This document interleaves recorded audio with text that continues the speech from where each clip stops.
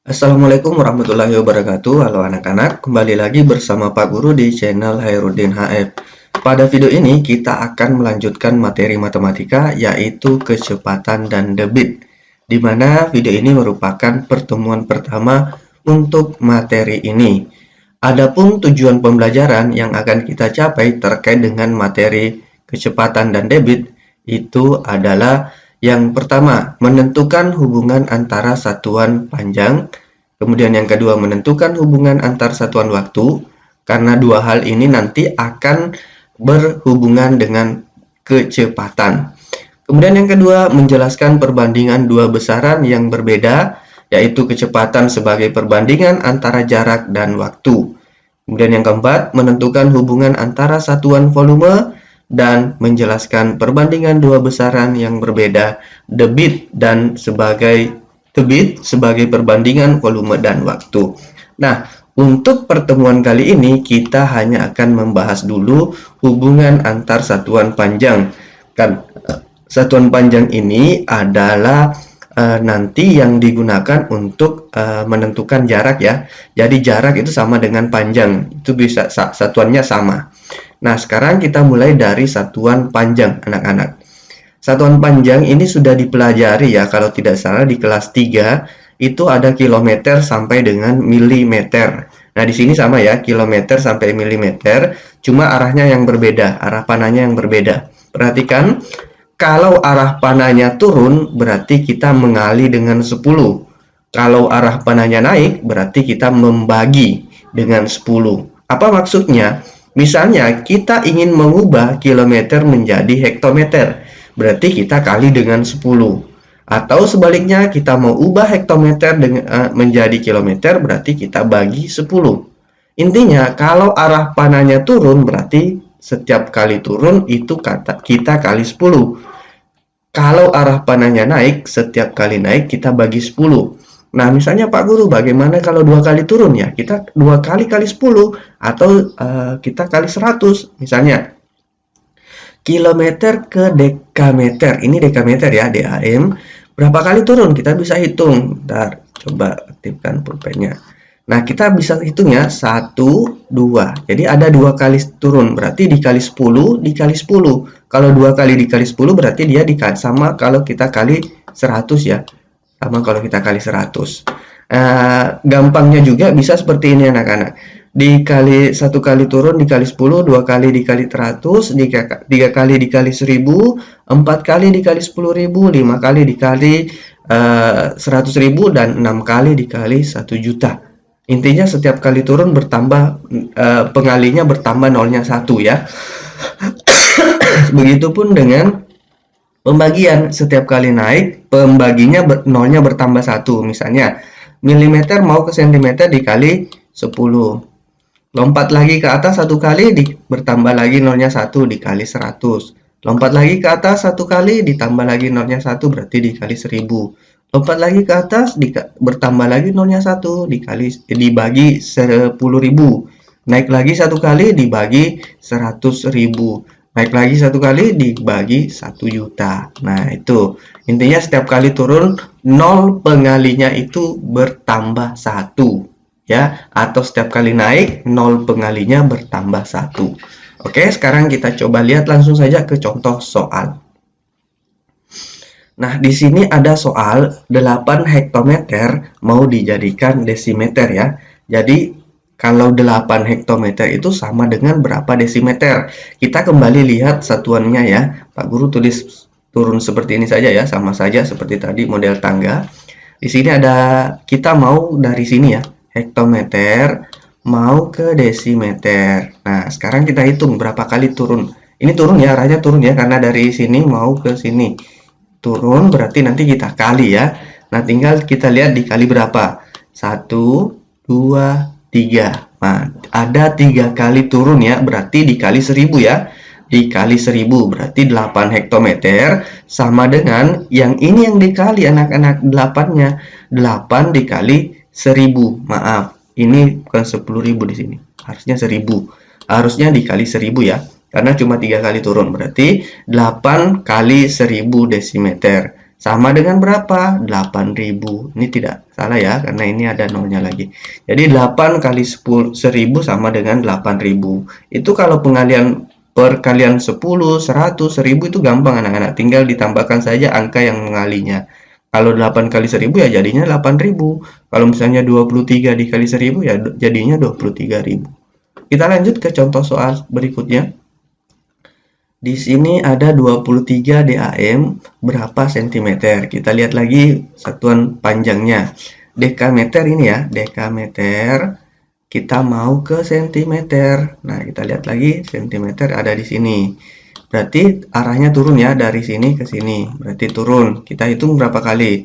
1, 2, 3. 3 kali turun berarti dikali lagi dengan 1000 ya, 1000 lagi. Oke. Berarti 23 kali 1000 cm sama dengan 23.000 cm. Gampang ya anak-anak. Jadi tinggal kita kali saja dengan 1000 berapa kali turun. Kalau 3 kali berarti 1000, nanti kalau 2 kali turun berarti cuma dikali 100. Dan seterusnya. Kita lihat contoh lain. Di sini ada lagi 420 meter sama dengan berapa desimeter. Nah, kita lihat lagi satuan panjangnya ya. Di sini ada meter, meternya ada di sini. Kemudian desimeternya ada di sini. Nah, berarti arahnya ke bawah lagi ya, karena di bawahnya yang mau dicari. Jadi ini cuma lompatnya satu kali, berarti cuma dikali 10. Jadi tinggal kita tulis 421 dikali 10 sama dengan 4210. Karena ini nolnya tinggal pindahkan saja di sini ya anak-anak. Nanti di sesi terakhir Pak Guru perlihatkan bagaimana cara mengali 10, 100, 1000 dan seterusnya. Jadi kalau seperti ini tinggal kita pindahkan nolnya. 421 kali 10 jadi tambahkan saja 01 di 421 jadinya 4210 desimeter. Oke, kita lanjut ke contoh soal berikutnya. Di sini ada soal, nah 120 cm berapa desimeter? Kita lihat lagi satuannya, tangga satuannya ya. Anak-anak harus hafal urutan ini ya. Atau dicatat boleh. Kemudian sentimeter, kita lihat sentimeter itu kita mau ubah sentimeter, ini jadi desimeter. Nah, ternyata di atasnya ya. Nah, ini yang mengarah ke atas anak-anak. Nah, ini arahnya ke atas berarti kita bagi ya. Kita bagi. Ingat, kalau arahnya ke atas berarti kita bagi. Berarti kita bagi berapa? Karena cuma satu kali naik, cuma satu kali di atasnya berarti dibagi 10 ya. Jadi 120 cm sama dengan 120 dibagi 10 desimeter. Nah, kalau pembagian, anak-anak perhatikan, kalau pembagian ada angka 0 di sini dan ada angka 0 juga di sini, nolnya itu sama-sama bisa kita coret. Kita coret di sini, ini juga kita coret. Jadi tinggal 12 dibagi 1. 12 dibagi 1 itu tetap 12. Jadi 120 cm sama dengan 12 desimeter. Nah, seperti itu anak-anak ya. Ini ada satu contoh pembagian. Kemudian kita lihat contoh yang lain. 123 mm berapa desimeter? Kita lihat lagi. Milimeternya di sini, kemudian desimeternya di sini. Ternyata arahnya naik lagi ya. Kalau naik berarti kita bagi. Hitung berapa kali naik? 1, 2. Ada 2 kali naik, berarti dikali 100 ya. Karena 2 nolnya. Berarti dikali 100. Maaf, dibagi 100 karena di arahnya naik. 123 dibagi 100. Nah, perhatikan. Kalau seperti ini tidak ada nolnya, kemudian dibagi dengan angka seperti ini, kalau dibagi dengan 100 berarti kita buat ini menjadi 2 angka di belakang koma anak-anak. Jadi angka ini kita ubah menjadi 2 angka di belakang koma. Kalau tidak ada nolnya ya, tapi kalau ada nolnya kita hapus dulu nolnya. Nah, ini sekarang dibagi 100 berarti diubah menjadi 2 angka di belakang koma. Kalau dibagi 1000 kita ubah jadi 3 angka di belakang koma. Kalau dibagi 10, kita ubah menjadi 1 angka di belakang koma. Nah, sekarang ini karena dibagi 100 berarti 2 angka di belakang koma. Tinggal kita kasih koma di sini anak-anak nanti hasilnya. Berarti dia 1,23. Jadi kita bisa tulis seperti ini. 1,23 desimeter. Jadi 123 mm itu sama dengan 1,23 desimeter.